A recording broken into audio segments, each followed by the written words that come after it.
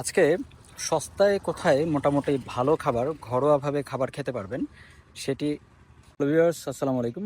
আশা করি সবাই ভালো আছেন। যারা সেন্ট মার্টিনে আসেন তারা কিন্তু একটা দুইটা ব্যাপারে খুব বেশি মানে কেয়ারফুল থাকেন। সেটা হচ্ছে, এক হচ্ছে থাকা, অর্থাৎ কোথায় থাকবেন আর কোথায় খাবেন।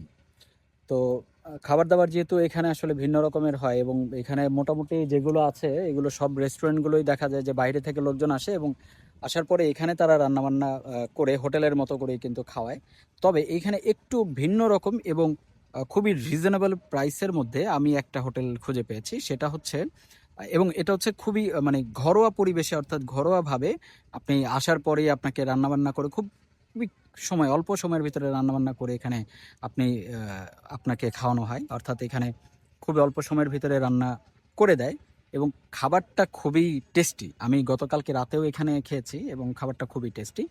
আর এটা একেবারেই ঘরোয়াভাবে, দেখতে খুব বেশি একটা যে আহামরি আহ, তেমন কিছু না, কিন্তু এরকম একটা ঘর, ঠিক আছে। এবং এই ঘরের ভিতরে এখানে যে ফারহানা রেস্টুরেন্ট, তো এই জায়গাটাতে কিন্তু আপনারা, এটা হচ্ছে কোনাপাড়া, এটাকে বলা হচ্ছে পশ্চিম কোনাপাড়া।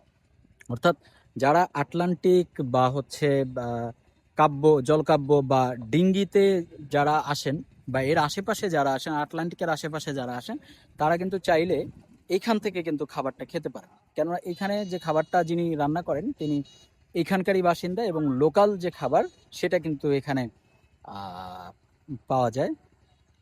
আর খুবই, আমি ওনার হাতের রান্না খেয়েছি, খুবই ভালো লেগেছে। ঠিক আছে। সো আপনারা যারা খাবেন তারা কিন্তু এখানে এসে খেতে পারেন।